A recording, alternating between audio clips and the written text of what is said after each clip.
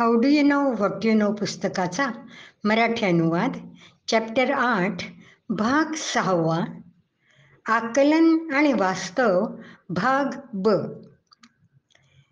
इच्छा वस्तुस्थितीचा कसा अर्थ लावतात हे भासांनी संस्कृत अभिजात साहित्यात दूतवाक्यम या नाटकात दाखवलं आहे.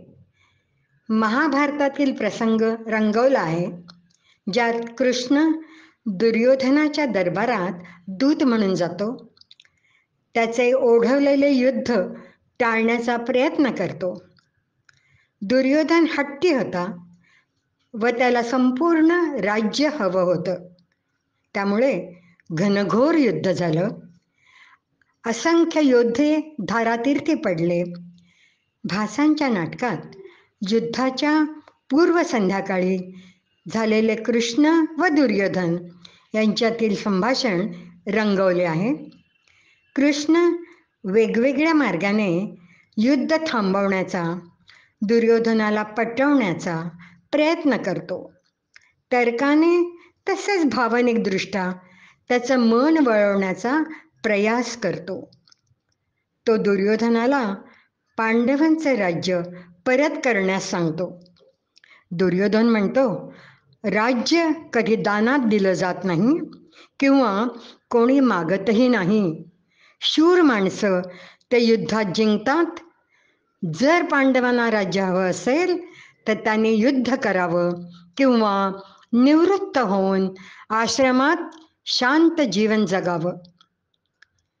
भावी पिढ्या जरी दुर्योधनाचा निषेध करतील तरी त्याच्या दृष्टिकोनातून तो पटणारा युक्तिवाद होता आणि त्यानुसार कृती होती.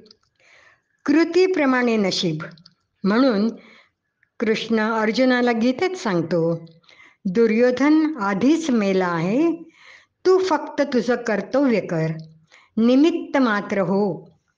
स्वभावानुसार युक्तिवाद, कृती व परिणाम हे अपरिहार्य. हेच नशीब. प्रारब्ध म्हणजे स्वभावच असतो. मन ज्याच्यावर केंद्रित होतं तेच आपल्याला दिसतं. ही मनाची अजब शक्ती. ही प्रवृत्ती इतकी शक्तिशाली आहे की आपण त्याचा योग्य वापर करू शकतो.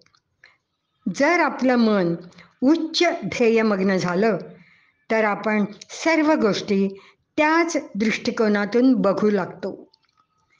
मदर टेरेसा यांच्या आयुष्यातील एक प्रसंग. जेव्हा पहिला माणूस चंद्रावर उतरला तेव्हा सगळं जग प्रचंड उत्साहित झालं होतं.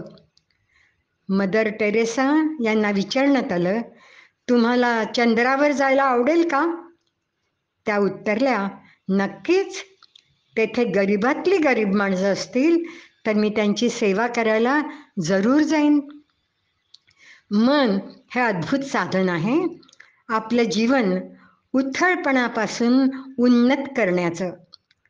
जेव्हा आपण जाणीवपूर्वक व नियमित उच्च ध्येयाचं स्मरण करतो तेव्हा ती कल्पना मनात आपोआप रुजते. तिचं अस्तित्व पसरतं आणि ते सर्वत्र दिसू लागतं. आपण ऐहिक गोष्टींपासून दूर जाऊन उच्च यशोशिखरावर स्थिरावतो.